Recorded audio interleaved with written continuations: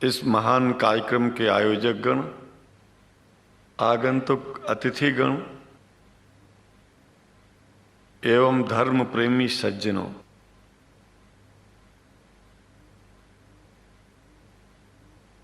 भगवान की जब कृपा होती है तो कभी धर्म की सच्चाई को जानने का अवसर मिलता है। मुसलमानों के बीच में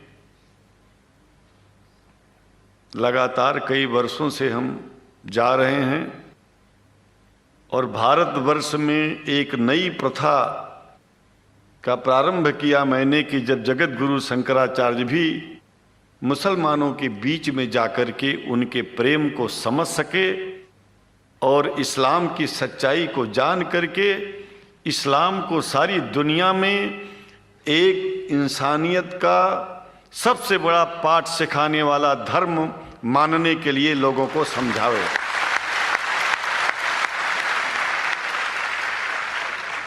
जब लोग इस्लाम को बेदर्द, मुसलमान को बेदर्द, तलवार के जोर पर चलने वाला धर्म बताते हैं तो अगर शायद धरती में कोई दुखी होता होगा तो सबसे ज्यादा दुख मुझको होता है। ये न सच्चाई है और न कभी ये सच्चाई हो सकती है। जिस इस्लाम ने पहला कलमा ही कुरान शरीफ का ये बताता है कि नहीं है इबादत के काबिल सिवाय परमात्मा के और कोई, ला इलाहा इल्लल्लाह मोहम्मद रसूल अल्लाह। भला आप बताइए, वेदों का रस निचोड़ करके मोहम्मद साहब ने परमात्मा की इबादत करके परमात्मा के पैगाम को एक ही कलमे में दे दिया। इससे बड़ा ग्रंथ दुनिया में और क्या हो सकता है। अगर कुरान के पहले कलमे को ही पढ़ करके हिंदू अपने धर्म का पालन करना चाहे तो उससे बड़ा धर्मात्मा शायद कोई नहीं होगा।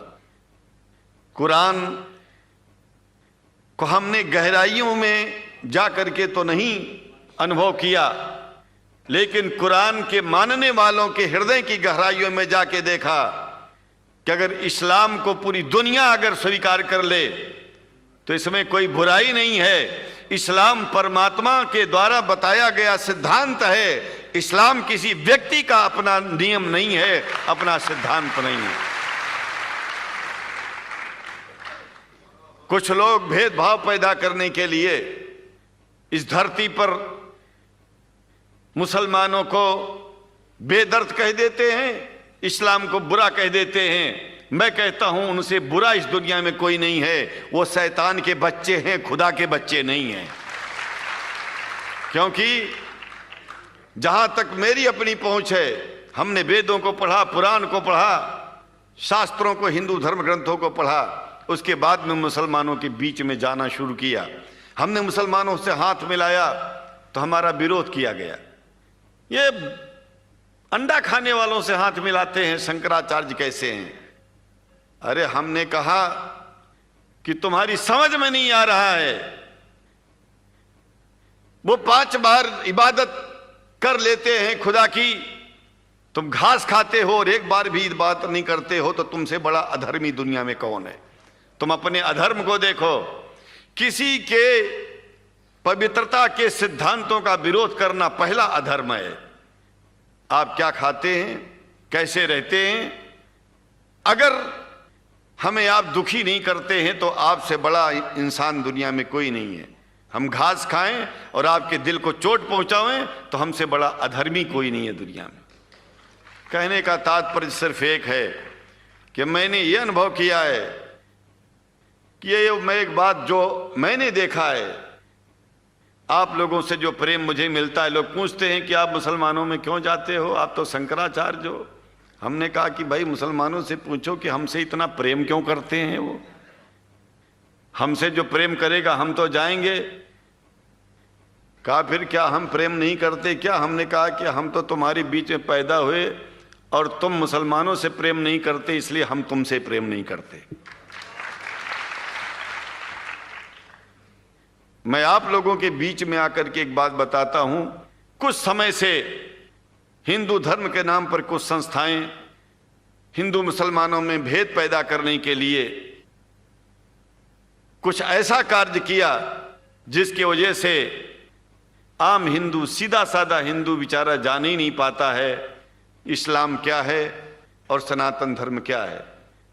सनातन धर्म और इस्लाम में कोई भेद नहीं है और हिंदू धर्म तो कोई धर्म ही नहीं है। सनातन धर्म धर्म है और शायद जो संस्कृत का सनातन शब्द है, अगर किसी भाषा में उसको इस्लाम कहा जाए तो कोई बुरी बात नहीं है। इस्लाम और सनातन में कोई भेद नहीं है, क्योंकि परमात्मा एक है, परमात्मा सबका है। ये संदेश ऋषियों मुनियों ने दिया और यही संदेश, परमात्मा का भेजा हुआ संदेश, स्वयं हमारे मोहम्मद साहब ने इस पैगाम को हमको दिया। तो हम भेदभाव क्यों करें? यहां पर भारत का मुसलमान, एक बात बिल्कुल मैं स्पष्ट बता रहा हूं आपसे, अगर भारत का मुसलमान सो गया तो भारत सो जाएगा। इसलिए भारत को जगाना है तो मुसलमानों को जागते रहना पड़ेगा। भारत जाग जाएगा, पूरी दुनिया जाग जाएगी। यह भी मैं जानता हूं कि भारत के सच्चे हिंदुओं को, जो सच्चे सनातन धर्मी हैं, उनको मुसलमानों से प्रेम चाहिए, उनको मुसलमानों से भेद नहीं चाहिए। अगर कोई अच्छा हिंदू है, सच्चा हिंदू अपने को कहता है, तो पहले तो सनातन धर्म को मानता हो। अगर हिंदू की परिभाषा सनातन धर्म से हट करके कोई परिभाषा है, तो ऐसे हिंदू धर्म को मैं तिलांजलि देता हूं। हिंदू धर्म कुछ नहीं है। फिर हिंदू धर्म वही है जो वेद को माने, पुराण को माने और सनातन को माने। सनातन धर्म धर्म है और उस धर्म को न मान के अपनी एक नई व्यवस्था चलाना शुरू कर दे, इसका मतलब यह है, और नाम भगवान का ले।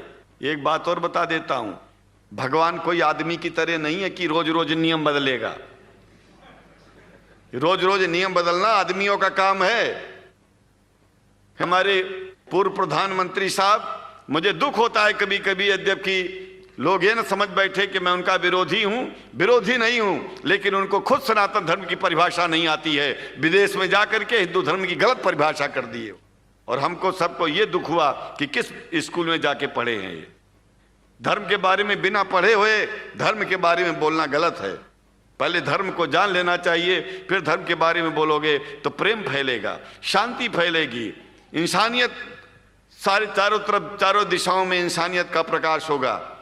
और मैं तो कहता हूं कि अगर शंकराचार्य लोग सब मिलकर के इस विचार में स्थित हो जाएं कि सनातन धर्म वो धर्म है जो इस्लाम से अलग नहीं, इस्लाम वो धर्म है जो सनातन से अलग नहीं, और जो भेद पैदा होता है या राजनीति में होता है, साम दाम दंड भेद, ये राजनीति में है, धर्म में नहीं है। धर्म में है एको ब्रह्म द्वितीयो नास्ति, एकमेव द्वितीयम ब्रह्म ला इलाहा इल्लल्लाह। ये धर्म कहता है, ये धर्म की बात है।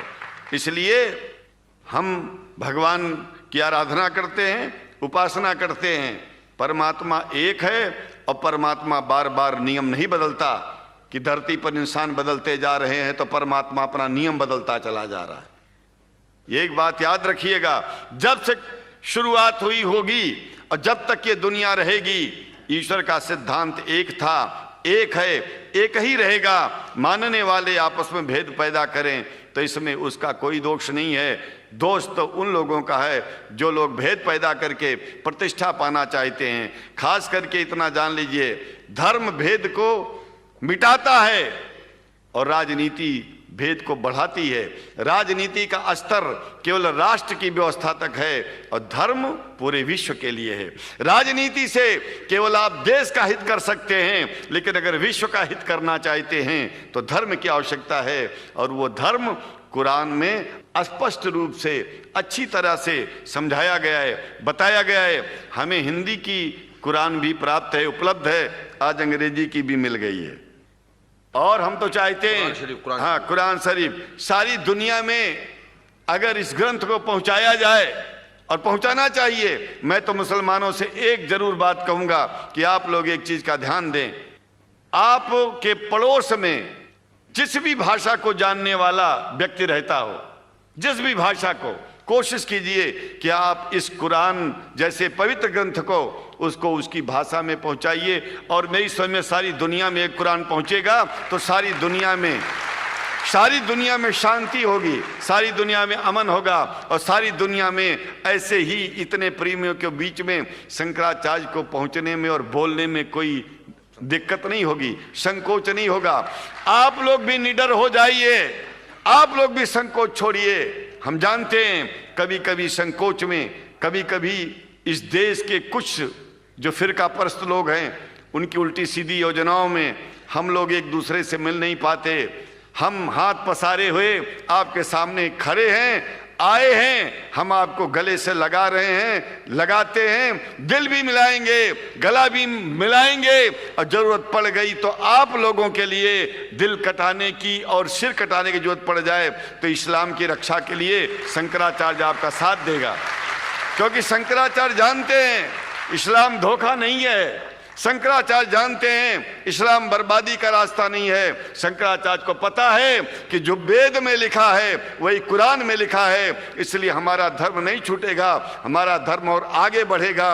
अगर हम मुसलमानों को अपना सगा मानते हैं तो मुसलमान परमात्मा का बनाया है, आदमी का नहीं। हिंदू जो अपने को कहते हैं वो भी जान लें कि वो परमात्मा के बनाए हैं, तो मुसलमानों से भेदभाव करना बंद कर दें और हमारी तरह सबसे प्रेम करें। डॉक्टर लखनायत साहब, देखिए मैं अपरिचित था, जानता नहीं था, और मैं बड़ा प्रसन्न हूँ कि वो समय निकाले और यहाँ आए। उनको तो मैं धन्यवाद क्या दूं, मैं तो ये चाहूँगा कि परमात्मा उनको शक्ति दे कि हम लोगों को सबको ऐसे ही सुंदर दिव्य बड़ी सभाओं में संबोधित करते हुए और हम लोगों के ऊपर वो स्वयं कृपा बनाए रखें और हम उनके साथ रहेंगे, जहाँ भी जरूरत होगी सदा जीवन में उनका साथ देते रहेंगे। इन्हीं शब्दों के साथ जीवन में अब जब भी याद करेंगे, जब तक मेरा शरीर है हम आपकी सभाओं में आते रहेंगे। ओम शांति ही शांति ही शांति। शुक्रिया, और अल्लाह ताला शंकराचार्य जी को हिदायत फरमाए।